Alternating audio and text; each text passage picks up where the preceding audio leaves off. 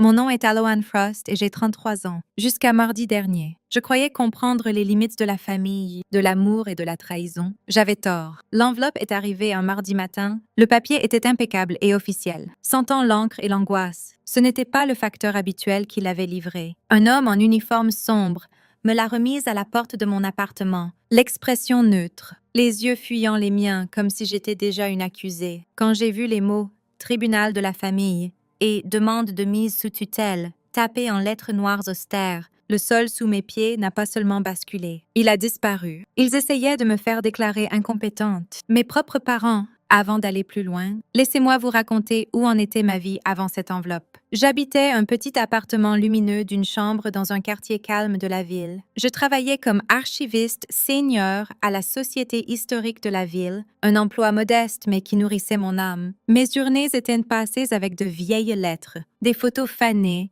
et les histoires poussiéreuses et silencieuses de personnes disparues depuis longtemps. C'était un travail paisible. J'aimais le calme. J'avais construit une vie calme, prudente, brique par brique. Après une enfance qui ressemblait à marcher sur un sol fait de coquilles d'œufs déjà fondus, mes parents, Robert et Diana Frost, étaient des maîtres de l'image publique. De l'extérieur, notre portrait de famille était un chef-d'œuvre. Une belle maison coloniale dans le lotissement de Willow Creek, 2 voitures de luxe dans l'allée, des galas de charité, des abonnements au country club. Mon père était associé dans un cabinet d'avocats respecté. Ma mère présidait des comités. Ils étaient des piliers, ou du moins tout le monde le croyait. À l'intérieur de cette maison, l'air était différent. Il était raréfié, froid et mesuré. L'amour n'était pas donné. C'était une transaction. L'affection était une monnaie qu'il distribuait en fonction des performances. Mon frère Asher, de 2 ans mon cadet, excellait naturellement à leur jeu. Il reflétait leurs ambitions, faisait écho à leurs opinions et était récompensé par leur approbation. J'étais le prototype défectueux, trop silencieuse, trop studieuse, trop contente des choses simples. Je ne voulais pas d'un bureau d'angle. Je voulais un coin dans une bibliothèque. Je ne rêvais pas de réseauter à des fêtes. Je rêvais de déchiffrer l'écriture sur un journal intime vieux d'un siècle. Pour eux, ce n'était pas seulement différent. C'était un défaut. Le point de rupture, le vrai, s'est produit il y a 8 ans, quand j'avais 25 ans. Je venais de terminer ma maîtrise en sciences archivistiques. Lors d'un dîner familial censé célébrer cela, mon père a poussé une brochure pour un programme de gestion d'entreprise de l'autre côté de la table. « C'est là que tu dois être, Aloan », a-t-il dit, sa voix ne laissant aucune place à la discussion. Ce non-sens archivistique s'arrête maintenant. Nous avons soutenu ce petit hobby assez longtemps. J'ai regardé ma mère pour du soutien. Elle examinait son vernis à ongles, un sourire désapprobateur et discret sur les lèvres. « Ton père sait ce qui est le mieux pour ton avenir », a-t-elle dit sans lever les yeux. Ce soir-là, j'ai pris une décision qui définirait ma vie. Je les ai remerciés pour le dîner. Je suis allée dans mon ancienne chambre.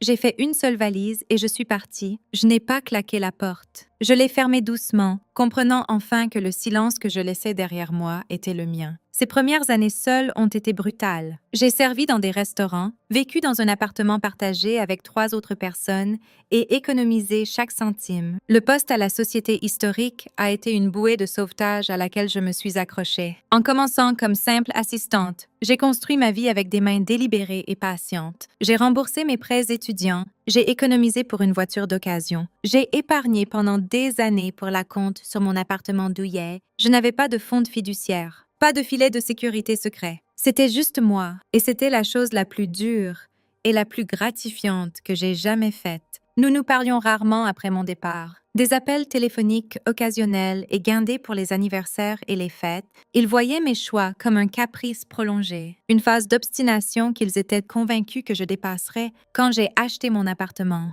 Le seul commentaire de ma mère a été « J'espère au moins que c'est dans un quartier sûr ». Ils ne sont jamais venus. Ils n'avaient aucune idée de ce à quoi ressemblait ma maison, de ce que j'y avais mis, de ce qu'elle signifiait pour moi. Ils savaient seulement qu'elle était à moi. Et dans leur monde, cela signifiait qu'elle était quelque chose qu'ils ne pouvaient pas contrôler. Donc, quand cette assignation judiciaire est arrivée, ce n'était pas un choc complet. C'était l'option nucléaire que j'avais toujours redoutée, mais jamais vraiment cru qu'ils utiliseraient. Une mise sous tutelle. Ils demandaient au tribunal de déclarer que moi, une femme de 33 ans avec un emploi stable, un historique de crédit impeccable et une maison payée, ne pouvais pas gérer mes propres affaires. Ils voulaient le contrôle de tout, mon argent, mes biens, mes décisions, La raison invoquée. Un pattern d'immaturité financière et d'instabilité émotionnelle qui met la répondante en danger significatif. Les preuves. Une liste de choix de vie qu'il trouvait frivoles. Ma carrière. Mon isolement. Mon refus de poursuivre une voie plus lucrative. Ils affirmaient que j'étais vulnérable, facilement influençable et que je gaspillais mes ressources. Mes mains tremblaient en lisant la pétition. Leur avocat, un homme nommé Arthur Vance de la firme de mon père, l'avait déposée. Je pouvais presque entendre la voix de mon père dans le jargon juridique, voir le hochement de tête satisfait de ma mère. Il pensait que je serais trop submergée pour me battre. Il pensait que je m'effondrerais. Pendant un moment, en fixant ce papier, j'ai presque cédé. Les anciens sentiments sont revenus en force. L'inadéquation, la peur de ne jamais être assez. Puis j'ai levé les yeux autour de mon salon calme, sur l'étagère que j'avais construite moi-même, remplie de romans et de textes historiques, sur le lit de paix florissant sur le rebord de la fenêtre que j'avais soigné depuis une bouture. C'était ma vie. Je l'avais construite et je sois damnée si je l'ai laissé la détruire parce qu'il n'en comprenait pas l'architecture. J'ai pris une profonde respiration stabilisante. La panique s'est durcie en quelque chose d'autre, quelque chose de clair, d'acéré et de froid. De la resolution. Je n'étais plus la fille effrayée qui était partie il y a 8 ans. J'étais une femme qui s'était battue pour chaque bonne chose dans sa vie, et j'étais sur le point de leur montrer que la fille silencieuse qu'ils avaient sous-estimée avait écouté, appris et se préparait pour cette bataille toute sa vie. J'ai pris mon téléphone. Il était temps de trouver un avocat à moi. Je n'ai pas appelé n'importe quel avocat. J'ai appelé Miranda. Vous n'avez peut-être pas entendu parler d'elle, mais dans certains cercles, elle est légendaire. Elle se spécialise dans les cas où le pouvoir essaie d'écraser l'autonomie, abuse financiers. Tutelle est prédatrice, coercition familiale. J'avais trouvé son nom enfoui dans un article que j'avais lu des années plus tôt, une histoire sur une jeune artiste dont les parents avaient essayé de s'emparer de son héritage. Miranda avait démantelé leur dossier avec une précision chirurgicale. J'avais sauvegardé l'article, un vague instinct me disant que j'en aurais peut-être besoin un jour. Je suppose que cet instinct avait raison. Son bureau était en centre-ville, dans un bâtiment moderne tout en verre et acier, un monde à part des couloirs lambrissés, et sentant le cigare de la firme de mon père. La réceptionniste m'a conduite dans un bureau d'angle avec une vue époustouflante sur la rivière. Miranda s'est levée pour m'accueillir. Elle avait la cinquantaine, des yeux gris perçants et un bob de cheveux noirs sans fioriture. Elle portait une simple robe noire, aucun bijou sauf une montre élégante. Elle n'a pas souri, mais sa poignée de main était ferme, son regard évaluateur. Alone Frost, a-t-elle dit en me faisant signe de m'asseoir. J'ai examiné la pétition. Vos parents ne jouent pas. C'est une manœuvre sérieuse et agressive. Je sais, ai-je dit, ma voix étonnamment stable. Ils ne jouent pas, ils gagnent. Elle a hoché la tête, une lueur d'approbation dans les yeux. Bien, vous comprenez le champ de bataille. Maintenant, racontez-moi tout. Pas seulement sur la pétition, sur eux, sur vous, sur chaque interaction, chaque commentaire, chaque prêt, chaque cadeau avec des conditions depuis votre naissance. N'omettez rien. Et j'ai parlé pendant 2 heures. J'ai déversé mon histoire. Les louanges conditionnelles, les compétitions orchestrées avec Asher, la façon dont ils empruntaient de l'argent sur mon compte d'épargne d'enfance pour des urgences ménagères, qui étaient en réalité des achats de luxe. Je lui ai raconté le dîner où ils avaient exigé que je change de carrière, le traitement du silence quand j'ai refusé, les 8 années de paix distantes et désapprobatrices. Je lui ai parlé de mon travail, de mon appartement, de ma voiture, de ma vie ordonnée et calme. Miranda a écouté, prenant des notes éparses, sa concentration absolue. Quand j'ai fini, elle s'est adossée à sa chaise. Il présente cela comme de l'inquiétude. La fille émotionnellement fragile avec un emploi impratique qui ne peut pas être confiée avec de l'argent. C'est une tactique classique pour l'abattre. Nous devons faire 2 choses. D'abord, prouvez que vous êtes l'opposé d'incompétente. Nous obtiendrons des témoignages de votre employeur, de vos collègues, de votre directeur de banque. Nous montrerons une décennie de responsabilité financière impeccable. Deuxièmement, et c'est crucial, nous prouvons que leur motif n'est pas l'inquiétude, mais le contrôle. Peut-être la cupidité. Ont-ils des problèmes financiers? J'ai cligné des yeux. Je ne sais pas. Ils ont toujours vécu dans le luxe. La maison, les voitures, les voyages. Les modes de vie luxueux peuvent être des façades, a dit Miranda d'un ton égal. Creuser dans leurs finances sera notre première étape. S'ils sont sous pression, cette mise sous tutelle pourrait être une bouée de sauvetage pour eux. Vos biens liquidés résoudraient beaucoup de problèmes. L'idée me donnait la nausée. Mais nous avons besoin de plus que des soupçons. Nous avons besoin d'un pattern. Ont-ils déjà essayé d'accéder à vos comptes avant? Demandez de l'argent depuis que vous êtes indépendante. J'ai réfléchi intensément. Non, pas directement. Mais il y a environ 6 mois, mon père a appelé, ce qui était inhabituel. Il a demandé très nonchalamment si j'avais un conseiller financier, si j'étais correctement diversifiée. Il a dit qu'il pouvait me recommander quelqu'un de sa firme pour jeter un œil à mon portefeuille. Je lui ai dit que je gérais ça. Il semblait agacé. Il a dit « Tu penses toujours que tu gères ça? Alone. » C'était tout. Les yeux de Miranda ont brillé. C'est un début. Une sonde. Ils évaluaient votre vulnérabilité. Elle a joint les doigts. L'audience est dans 3 semaines. Nous déposerons une objection ferme immédiatement. Mais nous devons aussi nous préparer à ce qu'ils aient des tours dans leur sac. Ils pourraient avoir des témoins. Un médecin qu'ils ont payé pour une évaluation douteuse. Un ami de la famille inquiet. Nous serons prêts pour ça. Mais Alohan, vous devez être prête pour autre chose.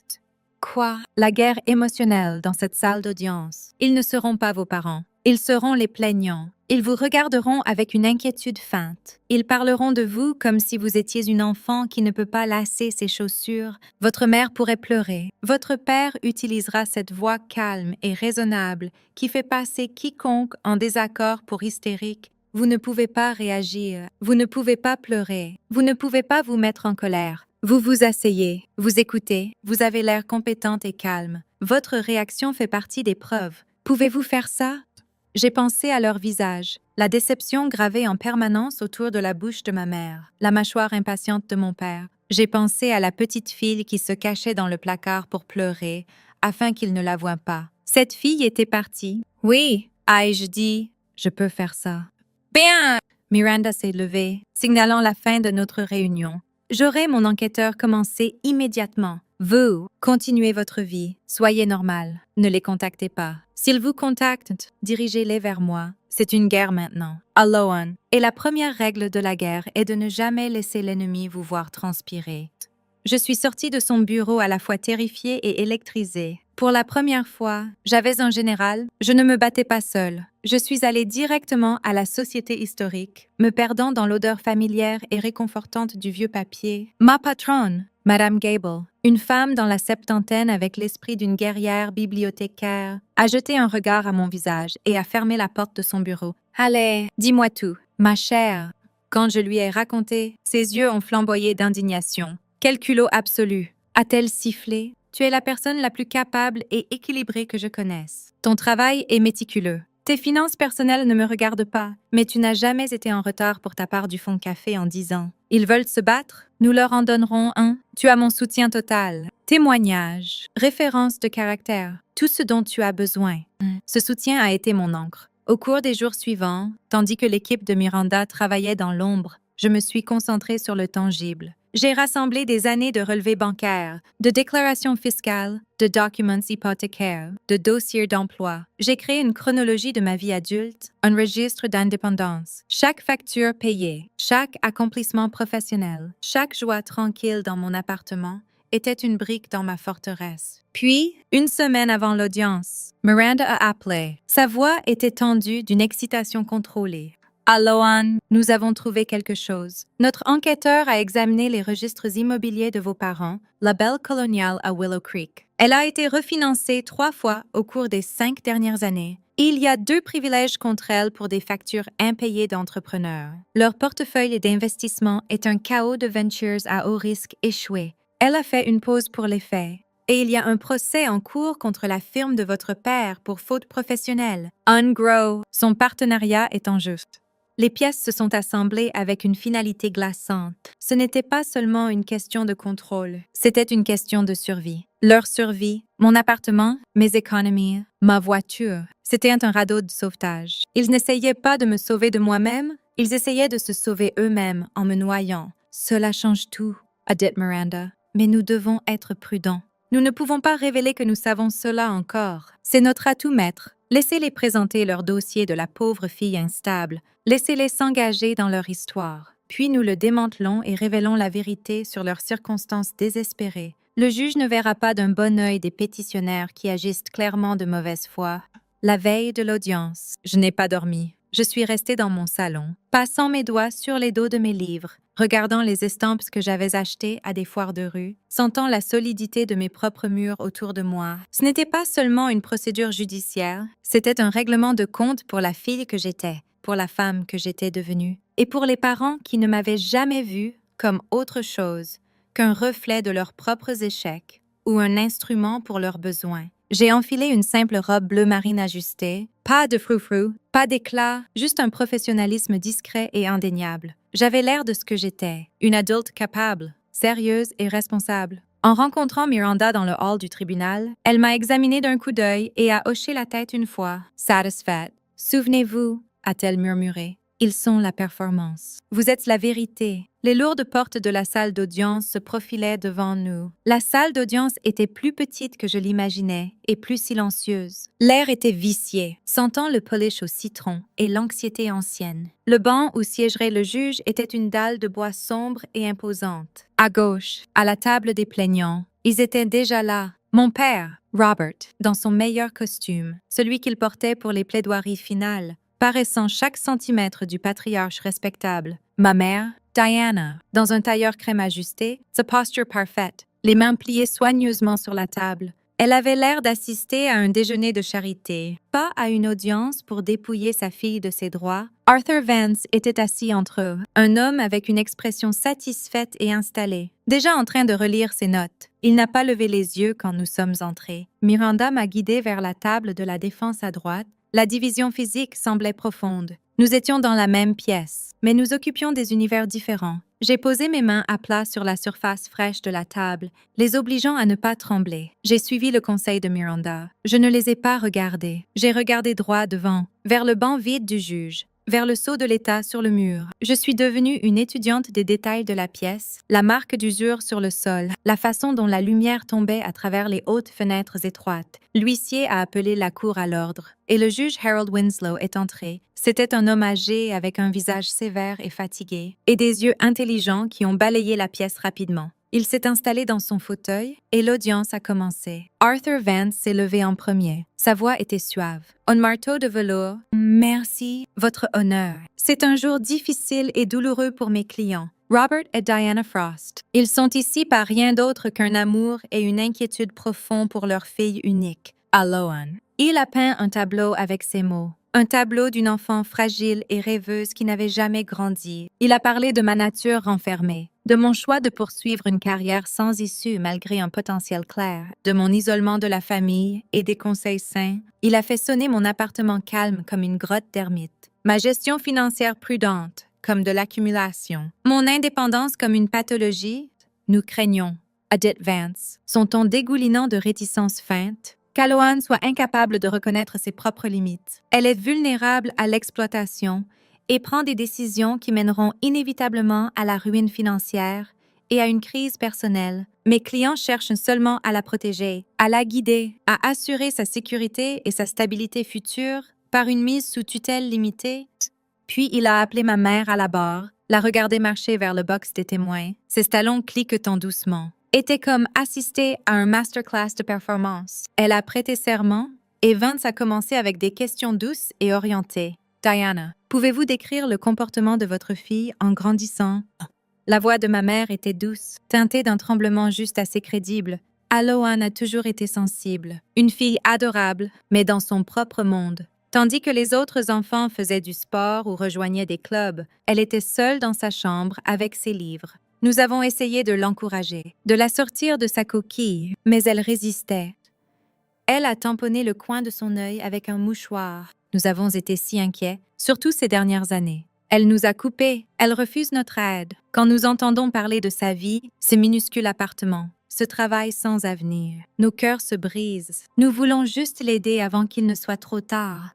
La plume de Miranda a griffonné une note sur son bloc. Elle n'a pas objecté. Elle les laissait construire leur scène. Vance a guidé ma mère à travers une série d'anecdotes, chacune soigneusement sélectionnée pour montrer mon impraticabilité, le moment où j'avais dépensé mon argent d'anniversaire pour un ensemble de romans historiques au lieu d'une obligation d'épargne, le moment où je voulais étudier l'histoire de l'art au lieu du prêt droit, le moment où j'avais choisi une randonnée avec des amis plutôt qu'un événement familial de réseautage. Chaque histoire était une maille dans leur tapisserie de mon incompétence. La performance de ma mère était impeccable. La mère inquiète accablée par un enfant difficile. C'était un rôle qu'elle répétait depuis 33 ans, puis ce fut le tour de Miranda pour le contre-interrogatoire. Elle s'est levée lentement, ses mouvements calmes et délibérés. Madame Frost, vous dites que votre fille est financièrement immature. Quand avez-vous examiné pour la dernière fois ses relevés financiers réels?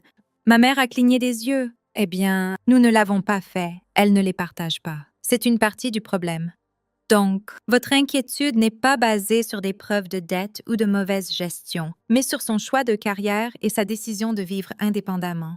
C'est basé sur un pattern de mauvais jugement, a dit ma mère, sa voix se tendant légèrement. Un pattern qui inclut un diplôme avec mention, une maîtrise, un emploi continu pendant une décennie et l'achat d'une maison sans aucune assistance financière de vous ou de votre mari. Est-ce correct? Les lèvres de ma mère se sont pincées en une ligne fine. N'importe qui peut obtenir une hypothèque. Cela ne signifie pas qu'elle peut gérer la responsabilité, mais elle l'a gérée. Madame Frost, pendant 5 ans, sans un seul paiement en retard. Miranda a laissé cela flotter dans l'air avant de passer à autre chose. Vous avez mentionné son isolement. A-t-elle des amis? Un système de soutien en dehors de la famille. Elle a des connaissances du travail, mais pas de vraies connexions. Personne qui veille vraiment sur elle. Votre honneur, a dit Miranda en se tournant légèrement vers le juge. Nous présenterons des témoignages de plusieurs de ses connaissances, y compris son employeur depuis 10 ans, qui attesteront du caractère fort et des liens profonds de Mademoiselle Frost au sein de sa communauté. Elle s'est retournée vers ma mère. Madame Frost, si votre fille se mariait demain, croiriez-vous encore qu'elle a besoin d'un tuteur? La question semblait la surprendre. Ce serait différent. Un mari fournirait des conseils. Donc, son problème, à votre avis, est de ne pas avoir un homme pour gérer ses affaires. Objection à Tony Vance. Retenu, a dit le juge Winslow. Mais il observait ma mère de près. Miranda n'a pas sourcillé. Retiré. Madame Frost, aimez-vous votre fille? Le masque de ma mère a glissé pendant une microseconde, révélant une pure annoyance. Bien sûr que oui. C'est pourquoi nous sommes ici. Merci. Plus de questions. Mon père était le suivant. Les questions de Vance étaient plus techniques, jouant sur l'identité de mon père en tant qu'avocat et homme rationnel. Il a parlé d'évaluation des risques et de responsabilité fiduciaire. Il a qualifié ma vie de série de choix sentimentaux non contrôlés et affirmé que mon aversion pour leurs conseils était un symptôme d'obstination financière. Il était plus froid, plus clinique que ma mère, mais le message était le même. Allouan est une enfant dans un corps d'adulte. Et nous, les adultes capables, devons prendre le contrôle. Quand Miranda s'est levée pour le contre-interrogatoire, la température dans la pièce semblait chuter. Monsieur Frost, vous êtes associé chez Sterling et Vance. Est-ce correct? Oui. Une firme spécialisée dans le droit des sociétés et immobilier. Oui. Donc, vous êtes intimement familiarisé avec des concepts comme les privilèges, le refinancement et la gestion d'actifs. Les yeux de mon père se sont rétrécis légèrement. Je le suis. Votre maison à Willow Creek est assez belle. Combien de fois l'avez-vous refinancée au cours des 5 dernières années? Arthur Vance était debout. Objection. Pertinence. Le juge Winslow a regardé Miranda. Maître. Cela va directement à la crédibilité et au motif des pétitionnaires, votre honneur. Leur propre stabilité financière est hautement pertinente pour leur affirmation qu'ils sont des parties désintéressées agissant uniquement par inquiétude. Le juge a réfléchi un moment. Je l'autorise. Mais marcher sur des œufs, Mademoiselle Shaw. La mâchoire de mon père était tendue. Je devrais vérifier le nombre exact. 3 fois serait-il précis. Après c'est Miranda. Une légère rougeur a monté le long du cou de mon père. Cela semble possible. Le marché a été volatile. Et les 2 privilèges d'entrepreneur actuellement déposés contre la propriété sont-ils aussi dus à la volatilité du marché? Le silence était absolu. Ma mère était devenue très immobile. Vance avait l'air furieux. Mon père a fixé Miranda.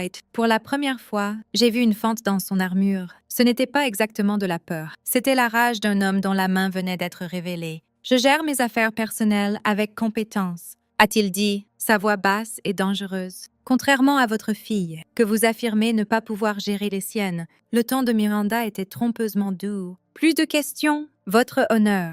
Elle s'est assise. Les dommages n'étaient pas catastrophiques pour eux, mais une graine de doute avait été plantée. L'expression du juge était impénétrable. mais il a pris une note sur son bloc. La matinée s'est poursuivie. Vance a appelé une amie de la famille qui a répété leurs inquiétudes, et un psychiatre qu'ils avaient engagé qui a donné un témoignage vague sur des problèmes d'attachement et un potentiel de naïveté financière basé uniquement sur des entretiens avec mes parents. Miranda a réduit sa crédibilité en lui faisant admettre qu'il ne m'avait jamais rencontré ni évalué, puis ce fut notre tour. Miranda a appelé Madame Gable. Ma patronne était une force de la nature. Elle a parlé non seulement de ma compétence professionnelle, mais de mon intégrité, de ma fiabilité, de mon leadership discret parmi les volontaires. Elle m'a appelé le pilier de notre département d'archives et a dit qu'elle me confiait des documents historiques inestimables si Alohan Frost est incompétente. A-t-elle dit en fixant le juge d'un regard d'acier, alors tout le monde dans cette pièce l'est aussi. Elle a appelé mon directeur de banque, qui a présenté un résumé de mes comptes, montrant des économies constantes, un excellent crédit et zéro dette en dehors de mon hypothèque. Elle a appelé 2 amies de mon club de lecture, des femmes ordinaires qui ont parlé avec une chaleur genuine de notre amitié, des dîners chez moi, de ma gentillesse et de ma stabilité. Avec chaque témoin, le portrait d'une femme capable, ancrée et responsable se renforçait et devenait plus vivant. Il contrastait starkement avec la figure fantomatique et impuissante que mes parents avaient essayé d'invoquer. Enfin, alors que la lumière de l'après-midi commençait à s'incliner à travers les fenêtres, Miranda a dit « Votre honneur ». La défense appelle à Alohan Frost. Mon cœur battait comme un tambour dans ma poitrine. C'était le moment. Je suis allée à la barre des témoins, mais pas stable. J'ai prêté serment. Je n'ai pas regardé mes parents. Mais Miranda, mon ancrée, ces questions étaient simples. Directs, elle m'a guidée à travers mon éducation, ma carrière, l'achat de l'appartement. Elle m'a fait expliquer mon travail, ce qu'il signifiait pour moi. J'ai parlé clairement, ma voix gagnant en force en parlant de préserver des histoires, d'honorer le passé. Ce n'était pas un emploi sans issue. C'était une vocation. J'ai décrit ma vie, mes routines, mes amitiés, ma planification financière. C'était ennuyeux. C'était normal. C'était tout à fait, indéniablement sain. Puis Miranda s'est approchée du banc. Votre honneur. En ce moment, la défense souhaite soumettre une liste complète des biens et possessions de la répondante, catalogués pour cette procédure. À entrer au dossier, le juge a hoché la tête. Très bien. Miranda a remis un document épais relié à l'huissier. Un homme d'apparence sérieuse dans la cinquantaine. Il l'a pris et s'est avancé. Je vais lire la liste au dossier, a dit l'huissier. Sa voix, un baryton sec, est officielle. Il a ouvert le dossier. Il a commencé à lire. Article 1. Résidence principale. Unité condominium 4B au 321 Cedar Lane. Possédé en propre. Valeur marchande approximative. 340,000 euros. Les yeux de mon père ont vacillé. Il ne savait pas qu'elle était payée. Article 2. Portefeuille d'investissement pour la retraite. Diversifié. Valeur actuelle approximative. 187,000 euros. La main de ma mère est allée à sa gorge. L'huissier a continué, sa voix calme et méthodique. Article 3. Collection de textes historiques rares en première édition et de journaux personnels. Acquise sur 10 ans. Dernière évaluation professionnelle estimée à approximativement 275 000 euros.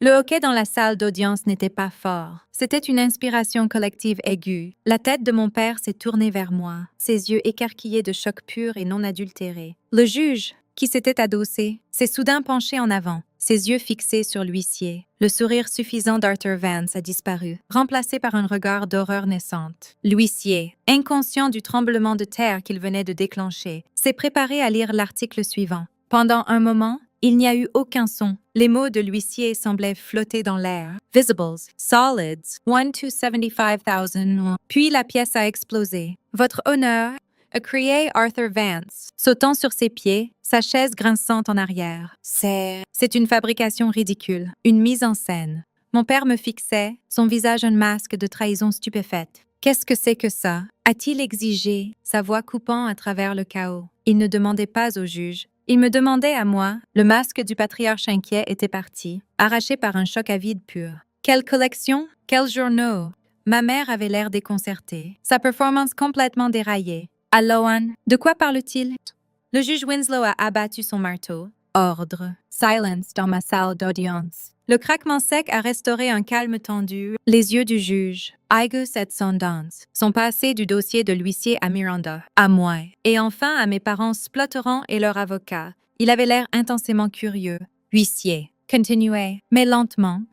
L'huissier, paraissant légèrement mal à l'aise sous les projecteurs soudains, s'est éclairci la gorge. Article 4. Une Ford Mustang Vintage de 1965, entièrement restaurée, gardée au garage, valeur assurée, $153,000. Une autre vague de choc a visiblement frappé mes parents. La main de mon père a agrippé le bord de leur table, ses jointures blanches. Cette voiture était ma joie secrète. Un projet sur lequel j'avais travaillé avec un mécanicien à la retraite pendant des années. Payée en liquide grâce à des économies prudentes, elle vivait dans un garage loué de l'autre côté de la ville. Il pensait que je conduisais une berline sensée. Je le faisais. La Mustang était pour les dimanches. Article 5. A continué l'huissier. La liste ressemblant maintenant à une série de détonations. Artefacts historiques assortis et cartes antiques acquis par des marchands licenciés et des ventes aux enchères. Valeur assurée approximative. $255,000. Article 6. Portefeuille d'obligations municipales et d'entreprises. Valeur approximative.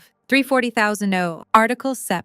Économie liquide et compte chèque. Solde total approximative. $127,500. Il a fini et fermé le dossier. Le total final flottait dans la pièce silencieuse. Ma petite vie, mes choix impratiques, s'additionnaient à une valeur nette bien supérieure à $225,000. Tout fait par moi-même, tout acquis tranquillement. Patiemment. Pendant qu'il croyait que je survivais à peine, le juge Winslow s'est penché en avant, ses coups d'œil sur le banc. « Mademoiselle Shaw », a-t-il dit, sa voix trompeusement calme, « souhaitez-vous expliquer ?» Miranda s'est levée, l'image de la composure. « Certainement, votre honneur. Ce que vous venez d'entendre est un inventaire vérifié des biens de ma cliente, préparé par un évaluateur et un auditeur agréé par le tribunal. Chaque article est documenté, assuré et légalement possédé par Allo & Frost. La collection de textes rares et de journaux est le résultat d'une décennie de curation experte. Mademoiselle Frost a un œil reconnu dans certains cercles académiques pour des documents sources primaires significatifs. Sa collection personnelle inclut des lettres et des journaux qui ont jeté une nouvelle lumière sur l'histoire industrielle locale. Elle a prêté discrètement des pièces à des archives universitaires pour études. Ce n'est pas un hobby, c'est une poursuite savante avec une valeur financière et historique significative. Elle s'est tournée légèrement, jetant un regard à mes parents. Cet inventaire prouve plusieurs choses au-delà du doute. Premièrement, qu'Allo & Frost n'est pas seulement financièrement compétente, mais exceptionnellement avisée et disciplinée. Deuxièmement, que l'affirmation des pétitionnaires sur son immaturité financière n'est pas seulement incorrecte, c'est une grotesque déformation. Et troisièmement, elle a fait une pause, laissant l'implication s'imprégner. Cela soulève l'inévitable question du motif. Pourquoi deux individus faisant face à des pressions financières substantielles de leur propre chef chercheraient-ils le contrôle sur les affaires d'une fille qui a géré les siennes avec un succès spectaculaire?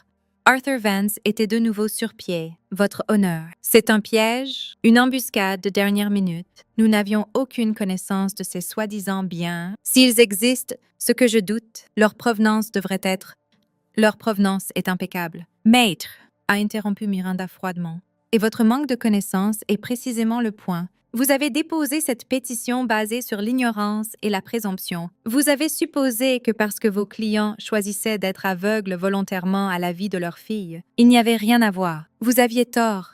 Le juge a levé une main. Monsieur Vance, asseyez-vous. Mademoiselle Shaw, votre cliente peut descendre pour un moment. Il m'a regardé. Mademoiselle Frost, est-ce votre signature sur les documents d'authentification de cet inventaire? Il a tenu un papier que l'huissier lui avait remis. Je l'ai regardé, c'était le cas. Oui. Votre honneur. Et vous affirmez sous peine de parjure que cette liste est précise et complète au mieux de votre connaissance. Je le fais, votre honneur.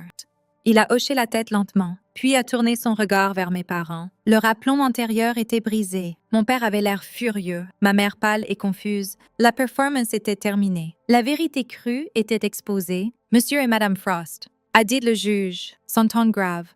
Votre pétition est basée sur l'affirmation que votre fille est incapable de gérer des biens de valeur substantielle. Le tribunal vient d'être présenté avec des preuves convaincantes qu'elle n'a pas seulement géré de tels biens, mais les a acquis indépendamment. De plus, il apparaît qu'elle l'a fait pendant que vous étiez entièrement ignorant de leur existence. Cela mine sévèrement votre crédibilité en tant que pétitionnaire.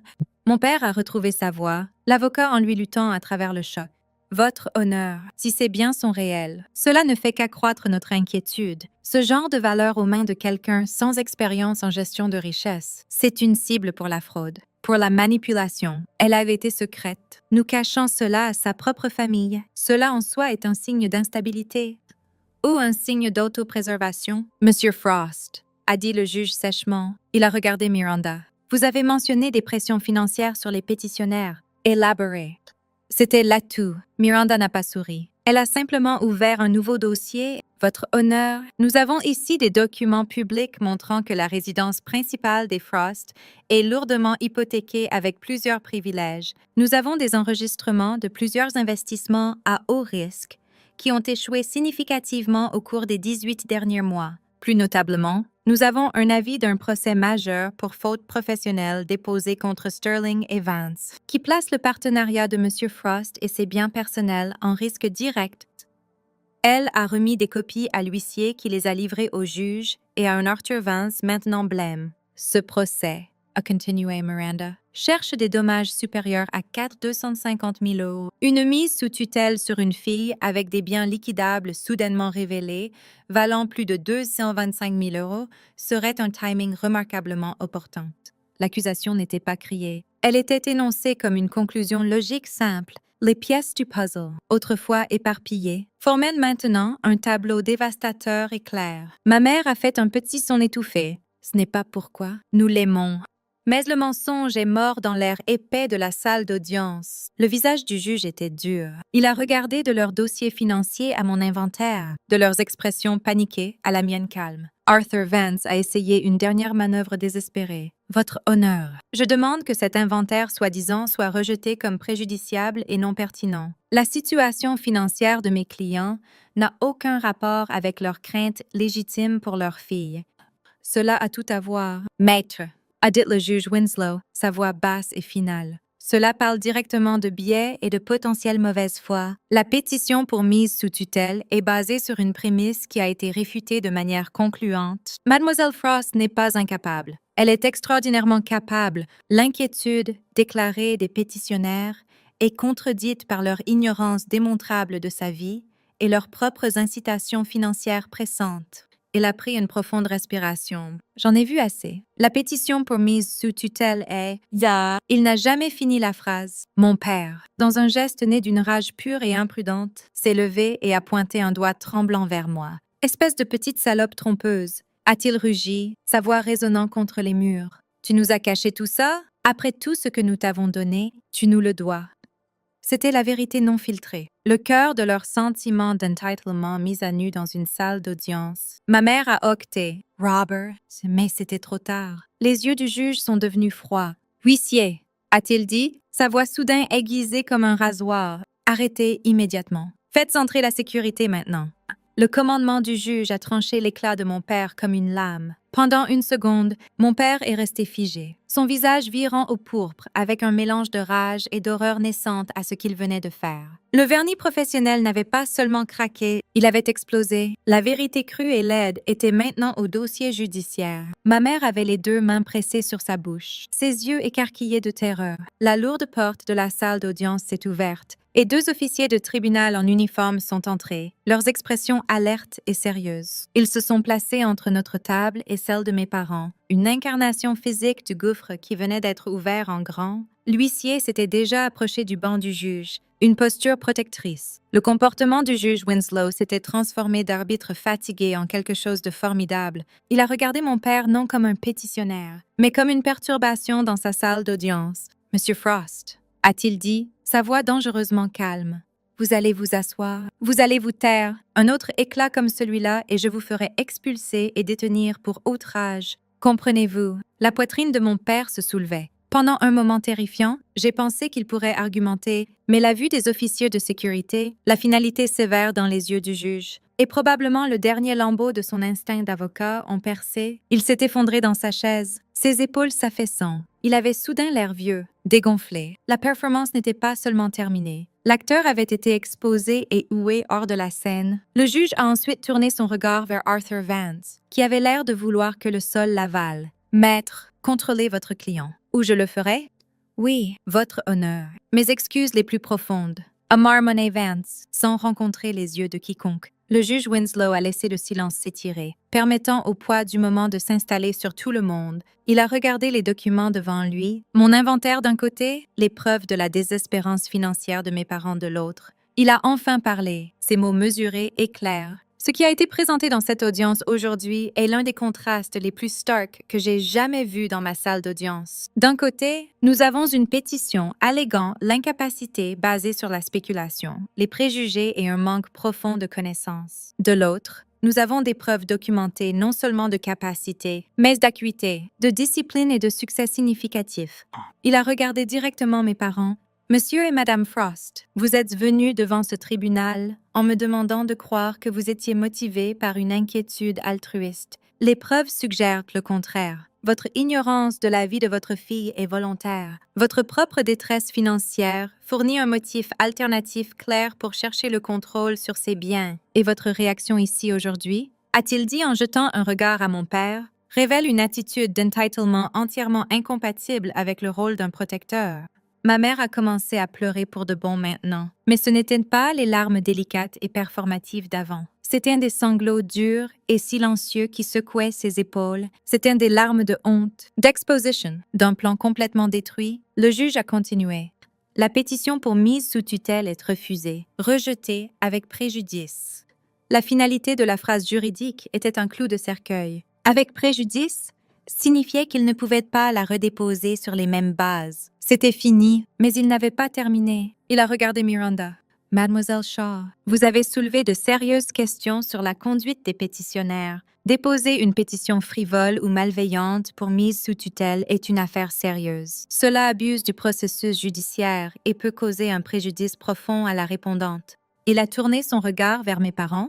J'ordonne une enquête formelle pour déterminer si cette pétition a été déposée de mauvaise foi. Le tribunal examinera le timing, les allégations et les motivations derrière elle. Vous pourriez faire face à des sanctions. Vous entendrez du tribunal sur cette affaire. La tête de mon père est tombée dans ses mains. Sanctions. Enquête formelle. Sa réputation, déjà chancelante à cause du procès pour faute professionnelle, faisait maintenant face à un coût judiciaire direct. Le coût ne serait pas seulement financier, ce serait une annihilation professionnelle. Le juge Winslow m'a alors regardé. Son expression s'est adoucie juste un peu.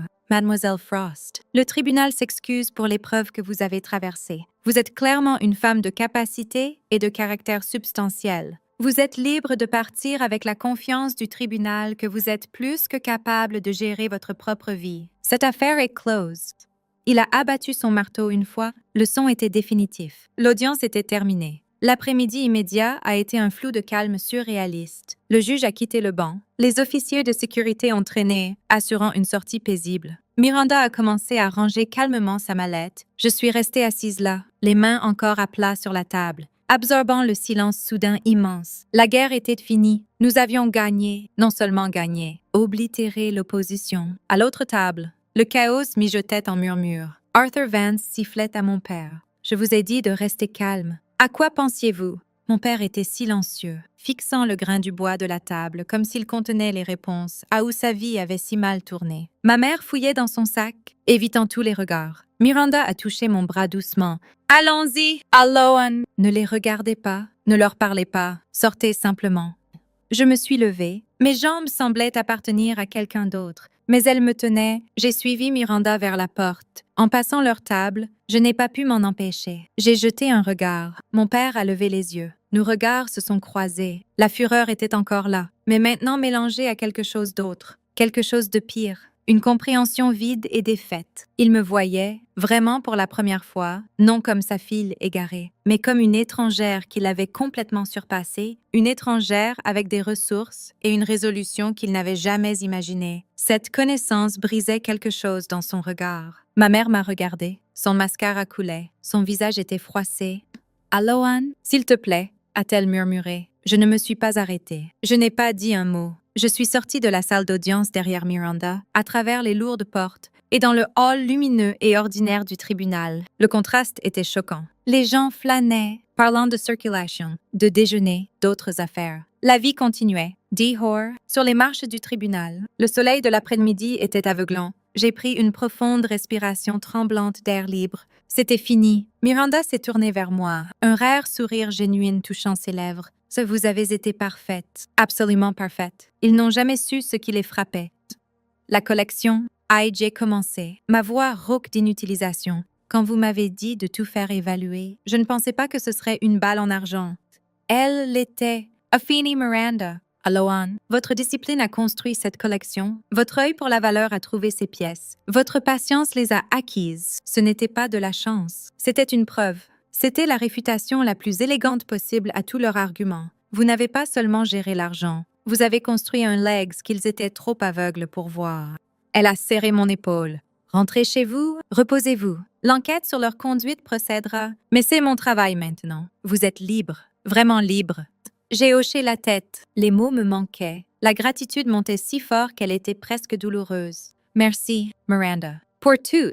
Vous l'avez mérité. A-t-elle dit simplement, puis elle est partie, marchant vers le bâtiment de verre. Une guerrière rentrant d'un champ victorieux. Je suis restée seule sur les marches pendant longtemps. L'adrénaline a commencé à reculer, laissant une profonde exhaustion tremblante dans son sillage. Mais sous l'exhaustion, quelque chose de nouveau remuait. Ce n'était pas le bonheur, pas encore. C'était un sentiment profond et sismique de paix. Le verdict était plus qu'une décision légale. C'était une validation, une déclaration criée d'un banc d'autorité. Vous êtes compétente, vous êtes entière, vous êtes libre. La cage qu'ils avaient essayé de construire autour de moi, faite de leurs doutes, de leurs projections et de leurs besoins, n'avait pas seulement été déverrouillée, elle avait été montrée comme n'ayant jamais eu de porte en premier lieu. J'avais été dehors tout du long. C'étaient eux qui étaient piégés dans leurs propres illusions croulantes. Je suis montée dans ma berline sensée et j'ai conduit non vers mon appartement, mais vers le garage loué de l'autre côté de la ville. J'ai utilisé la clé, roulé la porte. Elle était là, sous une couverture douce. Ma Ford Mustang de 1965, verte forêt profonde. J'ai tiré la couverture et l'ai juste regardée. Cela aussi était une partie de moi qu'ils n'avaient jamais connue.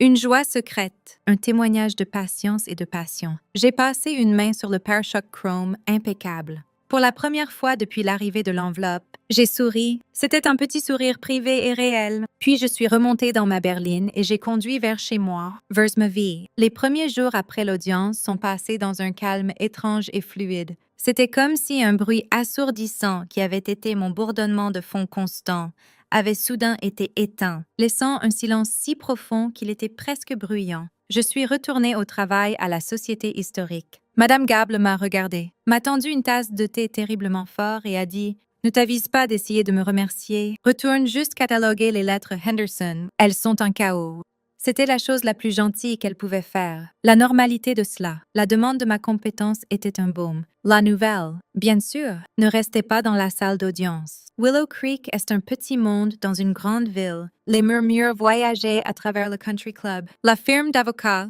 les cercles sociaux de mes parents, l'histoire mutait à chaque récit. Un affrontement dramatique en salle d'audience. Une fortune cachée. Un juge menaçant de sanctions. J'en entendais des bribes par Miranda, qui gardait un œil attentif. La firme d'avocats de mon père, déjà chancelante à cause du procès pour faute professionnelle, commençait à se distancier de lui. Les revues de partenariat étaient reportées indéfiniment. Les vautours tournaient. Je n'ai pas entendu parler de mes parents. Pas un appel, pas un texto, pas une lettre. Le silence d'eux était différent maintenant. Avant, c'était une arme de désapprobation. Maintenant, c'était le silence d'une armée défaite se retirant du champ. Il n'avait plus de pouvoir sur moi. Puis, une semaine après l'audience, mon frère Asher est apparu à mon appartement. J'ai ouvert la porte pour le trouver debout là, l'air mal à l'aise d'une façon que je n'avais jamais vue. Asher avait toujours été l'enfant en or, reflétant sans effort les valeurs de nos parents. Il travaillait dans la finance, vivait dans un condo élégant en centre-ville, sortait avec des femmes dont les sourires étaient aussi polis que leurs sacs à main. Nous n'étions pas proches, nous étions des satellites dans des orbites différentes, passant occasionnellement avec un hochement de tête. « Alohan » a-t-il dit, sans rencontrer mes yeux. Puis j'entrai. J'ai hésité, puis reculé. Il est entré, son regard d'attente autour de mon salon, prenant en compte les étagères. L'art, la chaleur confortable et habitée. Il avait l'air d'un touriste dans un pays étranger. Bel endroit. A-t-il dit, les mots sonnaient creux. Que veux-tu, Asher? Il m'a enfin regardé et j'ai vu une confusion génuine là. J'ai entendu ce qui s'est passé. Maman et papa, ils sont anéantis. La maison, on parle de devoir la vendre. les frais légaux de leur affaire, l'enquête ordonnée par le juge, c'est beaucoup. Je n'ai rien dit. J'ai attendu. Il a changé de poids. Ils ont dit que tu avais une collection valant beaucoup d'argent que tu n'as jamais dit à personne. C'est vrai. Pourquoi? La question a éclaté de lui, plaintive et presque enfantine. Pourquoi ne pas le dire à ta famille? Et voilà le cœur de leur vision du monde. La famille comme une entité monolithique ayant droit à tous les secrets, tous les biens, toutes les vies. J'ai ressenti une pointe inattendue de pitié pour lui. Il était un produit de la même usine, mais il n'avait jamais questionné la chaîne de montage. Asher, ai-je dit doucement. Si je leur avais dit, que penses-tu qu'il se serait passé? Il a ouvert la bouche, puis l'a fermée. La réponse était évidente. Ils auraient pris le contrôle. Ils m'auraient dit comment la gérer. À qui la vendre? Comment investir les proceeds? Mon indépendance, mon accomplissement tranquille serait devenu juste un autre actif dans leur portefeuille. Ce n'était pas à propos de cacher à la famille. Ai-je dit? C'était à propos que ce soit à moi. Quelque chose que j'ai construit pour moi-même par moi-même. Ils n'ont jamais montré d'intérêt pour ma vie. Asher. Pas les vrais partis. Ils n'étaient intéressés que par la version de moi qui correspondait à leur narrative. La collection ne correspondait pas, donc elle n'existait pas pour eux. Il s'est affalé sur mon canapé, passant une main dans ses cheveux parfaitement coiffés. Papa est différent, il est en colère, mais c'est comme si tout l'air était sorti de lui. Maman pleure juste. Elle répète qu'elle ne comprend pas ce qu'elle a fait de mal. Elle ne m'a pas vue. Ai-je dit? La vérité simple et stark. C'est ce qu'elle a fait de mal. Nous sommes restés assis en silence pendant 1 minute. Le gouffre entre nous semblait vaste, mais pour la première fois, il n'était pas hostile. C'était juste un fait. Il voulait que je vienne te parler. A-t-il admis sans me regarder? Pour voir s'il y avait un moyen de réparer les choses, de les aider. Bien sûr qu'il le voulait. Les vieilles habitudes meurent difficilement. Même dans la défaite, ils envoyaient leur émissaire. Il n'y a rien à réparer. Asher, ai-je dit? Le tribunal l'a réparé. Ils n'ont pas besoin de mon aide. Ils ont besoin de faire face aux conséquences de leurs propres choix, tout comme je l'ai fait. Il a hoché la tête lentement, non en accord, mais en compréhension. Il commençait à voir la forme du nouveau monde, un où je n'étais pas une subordonnée, mais un État souverain séparé. Ils vont perdre la maison. A-t-il dit à nouveau, presque pour lui-même. Je suis désolée d'entendre ça. Ai-je dit, et à ma surprise, je le pensais en partie, je n'étais pas désolée pour la perte d'un symbole, mais pour la douleur de la chute, même si elle était autocréée. C'était une tristesse distante, détachée. Il s'est levé pour partir. À la porte, il s'est tourné. Cette voiture, le Mustang, c'est vraiment une 65. Un petit sourire génuin a touché mes lèvres. Oui, c'est le cas. Il a secoué la tête, un regard bafflé, presque rueful sur le visage. Je n'ai jamais su que tu étais dans les voitures. Il y a beaucoup que tu n'as jamais su, ai-je dit doucement. Il est parti et j'étais seule à nouveau avec ma victoire calme. Sa visite a clarifié quelque chose pour moi. La bataille était gagnée, mais l'après était un pays que j'aurais à naviguer seule. Ma famille, telle que je la connaissais, était partie. Ce qui restait était des individus avec qui j'aurais à apprendre de nouvelles façons de relationner, si tant est que ce soit depuis une position de force inébranlable. Quelques jours plus tard, Miranda a appelé. Sa voix était vive de satisfaction. L'enquête du tribunal avance vite. Le juge ne traîne pas. Vos parents font face à des sanctions financières significatives pour le dépôt de mauvaise foi. Cela ne les ruinera pas, mais combiné à leurs autres problèmes, cela forcera un changement majeur de mode de vie. La maison est définitivement sur le marché. Arthur Vance fait aussi face à un examen disciplinaire du barreau pour son rôle là-dedans. C'était la justice, froide et procédurale. Cela n'apportait aucun frisson. Seulement un sentiment de finalité approprié. Il y a une chose de plus. Odette Miranda, une journaliste du Chronicle, a eu vent de l'affaire. L'angle de la fortune caché dans les archives est apparemment irrésistible. Elle veut vous parler. Je dirais normalement non, mais cela pourrait être une chance de contrôler le récit, de raconter votre version à vos conditions. J'y ai réfléchi. L'idée de la publicité faisait reculer mon âme recluse. Mais Miranda avait raison. La version de mes parents de moi, la fille instable et incapable, pouvait encore linger en murmure. C'était une chance de me redéfinir publiquement, non comme une victime ou une avare secrète, mais comme ce que j'étais, une archiviste, une collectionneuse, une femme qui avait construit une vie de sens tranquille. Je le ferai. Ai-je dit, l'entretien était fixé pour un samedi après-midi à la Société historique. La journaliste, une femme nommée Chloé avec des yeux intelligents et un comportement non menaçant, n'a pas demandé sur l'affaire judiciaire directement au début. Elle a demandé sur mon travail. Je lui ai montré les archives, expliqué la magie de tenir une lettre écrite il y a 200 ans. J'ai parlé de l'importance de préserver les histoires ordinaires. Son intérêt était génuin. Finalement, elle a abordé le sujet. Les documents judiciaires mentionnent une collection personnelle remarquable qui semble en contradiction avec l'image de quelqu'un qui a besoin de protection. J'ai pris une profonde respiration. La collection n'était pas une stratégie d'investissement. Ai-je dit, c'était un parallèle à mon travail. C'était à propos de préserver des fragments d'histoire qui me parlaient. La valeur était un sous-produit du soin et du temps. Mes parents, ils voyaient le monde en termes de statut et de transactions. Ils ne pouvaient pas comprendre que quelque chose pouvait être à la fois personnellement significatif et financièrement précieux. Ils supposaient que si c'était précieux, cela devait être géré à leur façon, et si c'était personnel pour moi, cela devait être trivial. Chloé a hoché la tête. Norton. Et maintenant, qu'est-ce qui vient ensuite pour Alloan Frost? J'ai regardé autour de l'archive calme, les étagères tenant des siècles de secrets et d'histoires, la même chose qu'avant. Ai-je dit, et c'était la vérité. Mon travail, ma maison, ma vie, peut-être avec un peu moins de bruit. L'article est sorti la semaine suivante. Le titre disait « La fortune de l'archiviste, Silence, secrets et sécurité autocréée ». Il était respectueux, nuancé. Il me peignait comme une professionnelle dédiée et une personne avisée, et encadrait l'affaire judiciaire comme un clash brutal entre un contrôle dépassé et une autonomie moderne. C'était la pièce finale du règlement de compte. Ma vérité était maintenant aussi partie du dossier public. Ce week-end-là, j'ai fait quelque chose que je n'avais pas fait depuis des années. J'ai sorti la Mustang du garage. Je n'avais pas de destination. J'ai juste conduit le ronronnement profond du moteur, une preuve tangible de mes propres forces cachées. J'ai conduit hors de la ville sur des routes de campagne sinueuses, le vent dans mes cheveux, le soleil sur le capot. J'étais seule, mais je n'étais pas solitaire. J'étais libre. J'avais regagné ma vie. Pas seulement au tribunal, mais dans mon âme, la petite fille se cachant dans le placard était enfin complètement à la maison. Gagner une guerre ne signifie pas que le sol arrête de bouger. Dans les semaines qui ont suivi,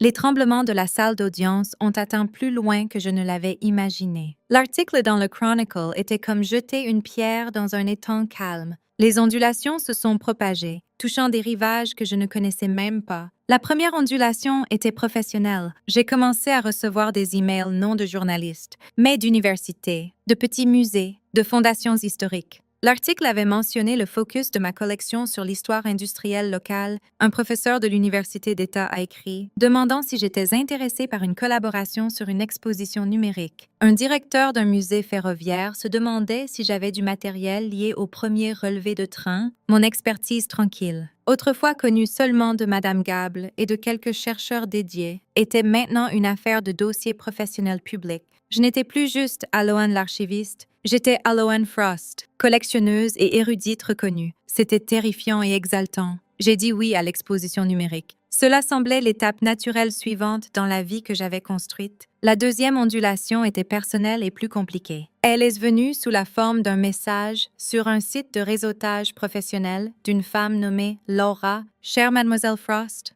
commençait-il. J'ai lu l'article sur vous avec un intérêt particulier. Ma tante Eleanor Vance était la secrétaire d'Arthur Vance pendant 20 ans. Elle a pris sa retraite l'année dernière. Elle a des choses qu'elle pense que vous devriez savoir sur la firme de votre père et leurs pratiques. Elle est prête à parler avec vous si vous êtes prête à écouter. » Mon cœur a fait un battement lent et lourd. La secrétaire d'Arthur Vance. C'était une ondulation venue des profondeurs du camp ennemi. J'en ai discuté avec Miranda. Ses yeux se sont allumés d'un intérêt féroce et prédateur.